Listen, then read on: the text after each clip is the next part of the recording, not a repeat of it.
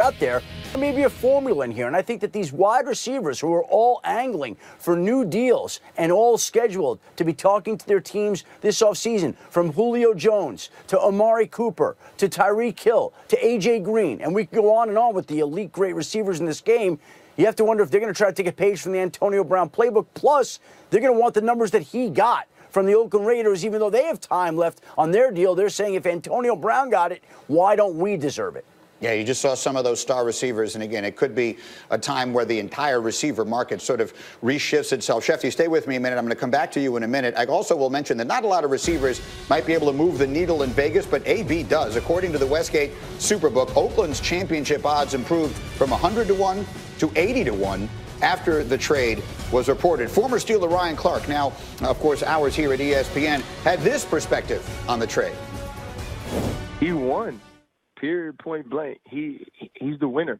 He wanted money, he wanted it guaranteed, and he gets that. He goes to a place where he's the number one receiver, and it's undeniable, and he will get his football. For Antonio Brown to basically force his way out of Pittsburgh, but to also force his way into new guaranteed money. And this is a guy who, for all intents and purposes, didn't go about this transition in the right way, but has gotten everything that he's wanted. I think the Pittsburgh Steelers lose in this deal, but if you're Antonio Brown, you have to be ecstatic.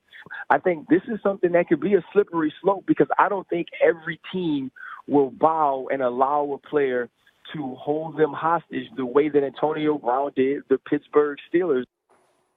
All right, so that's RC. We're delighted to have Bart Scott in here this morning with us, and Dan Graziano with all the latest updates as well. Bart, let me come to you. You just heard Shefty say that there was a belief, and RC just said it, that AB won in this situation. Do you think he won? I think he did win. I think the fact that he was able to call his own shot, he's a trailblazer, right? So now you're going to see other guys trying to emulate this. He was able to get everything that he wanted, and that wasn't even a G move. The G move that he did is when they tried to trade him to Buffalo. He was like, no way, I'm not going to Buffalo. These are the only places I'm willing to go. And we've seen this happen in the NBA. He's been hanging around LeBron in the shop, and I think he's got some ideas. And he understood that, I believe, that he was approaching the wrong side of 30, understanding that Juju Smith-Schuster is starting to become a superstar, and he didn't want to happen to him what he did to other people, what he did to Hines Ward, what he did to Santonio Holmes.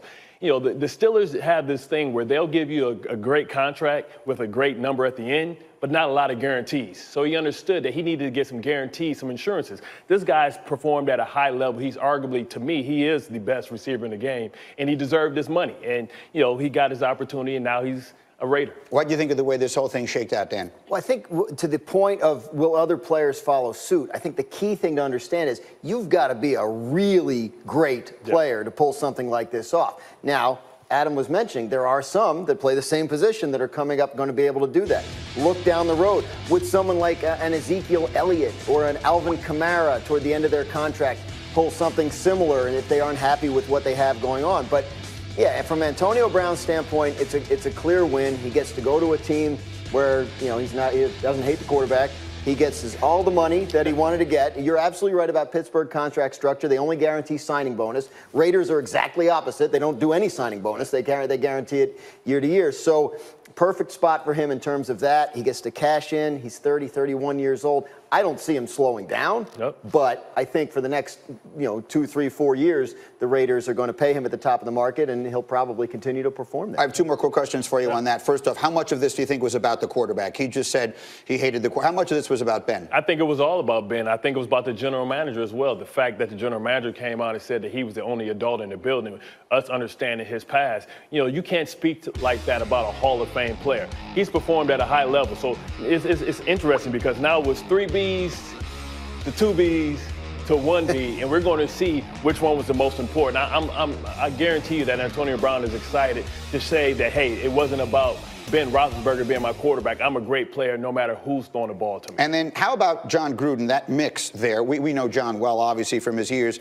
at ESPN for so many. But we recall back in Tampa, he had sort of a high-maintenance receiver, if you will, in Keyshawn Johnson, and that ended very badly. Well, Keyshawn, at that point was a Camry. This is a Ferrari. And you can't get mad at Ferrari. When you go into the garage and you understand how much money you're paying for that Ferrari, but when you get in it and you see it run and you see it perform at that high level, you're good with it. Keyshawn, Camry, some breakdown, you get upset with it. And Dan, how about that? How about the Oakland side of this? You look at the way they engineered all of this. They get a 1 for Amari Cooper. They give up a 3 and a 5 to get Antonio Brown, plus the money, and they may not be done yet. Yeah, they may not be done. They're being talked about as a possible Le'Veon Bell destination. They're going to have to figure out their cash spend if they're going to bring him on. I think they can finagle the cap. And then, they have 3 first-round picks that they can use to rebuild that defense, which is so important to them. But to Bart's point, Antonio Brown, people get so bogged down in the negativity in these situations, they forget how great these players are. Antonio Brown is a top 5 or 10 player in the entire NFL. They got him for a 3rd rounder and a 5th rounder. That's incredible work by Oakland. I don't understand what Pittsburgh's hurry was. They had a whole week left before they had to pay him his roster bonus. They had 6 weeks left until the draft. They could have taken their time with it. They rushed it. They wanted him gone. And now they're stuck with a $21 million cap hit and some mid-round picks. You up, Juju. Juju's up next. Yeah, no kidding. Now, he tweeted yesterday, I'm ready, so we'll see. He becomes the #1 guy in Pittsburgh. Where's Shefty? Let me get Shefty back into this conversation again as well. Shefty, huge week in NFL free agency begins now. Legal tampering begins today. The deals become official on Wednesday, but I'm told there is some news even as of this morning. Yeah, Diana Rossini moments ago reported that former Dolphins and Patriots wide receiver Danny Amendola is in Detroit undergoing a physical, and if everything goes okay there, he plans to sign with the Detroit Lions. So Amendola will be reunited with the Lions general manager Bob Quinn, who came from New England, and the Lions head coach Matt Patricia, who came from New England. And we've got the Detroit Patriots showing up to try to give the Lions life in a critical season this year.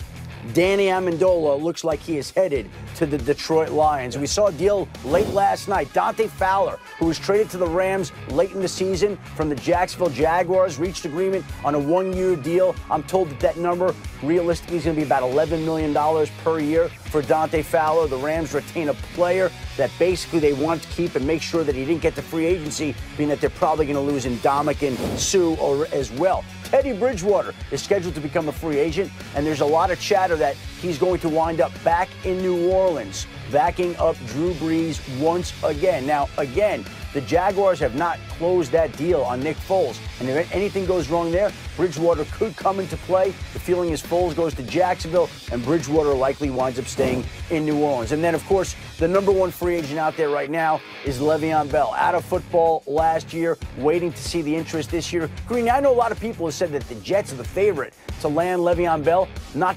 completely convinced that that's the logical landing spot, though I think the Jets have some interest. I don't think they're the favorites that other people think they are. Again, I think teams have seen the value of running backs. That's the biggest problem that Le'Veon Bell has. You can go out and draft Kareem Hunt in round 3, Alvin Kamara in round 3, and go get production out of them. But Le'Veon Bell is an elite talent, and he's been out of football for a year, and he'll have a new home this week somewhere.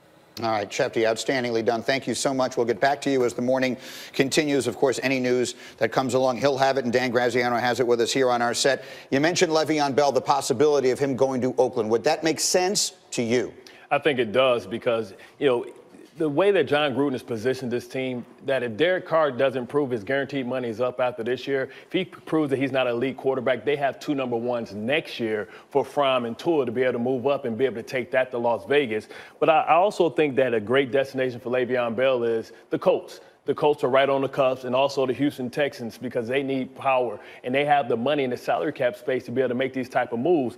The Antonio Brown contract, really, the whole deal, what it makes me think is, like, why wasn't these teams in on it? Because if you add Antonio Brown, you add Le'Veon Bell with Andrew Luck, that has to make them the favorite in the AFC for the Super Bowl. I know sometimes we have to backtrack, but I think now that we know, we peek behind the curtain, we see really what Antonio Brown was dealing with. Outside of him, not playing in the last game, I think we can give him a pass. So I think Chris Ballard really should look at being able to backtrack on some of his words about locker room guys, because it may not just be those guys. Look, this is the week Le'Veon Bell has been waiting for a very long time. He sat out an entire season to get to this week. How quickly should we expect this to move, bearing in mind that, again, things can't become official till Wednesday, but they're clearly happening now? Yeah, to Adam's point, if he's insisting on getting that $14-15 million a year, it might take him a little while to sort that out.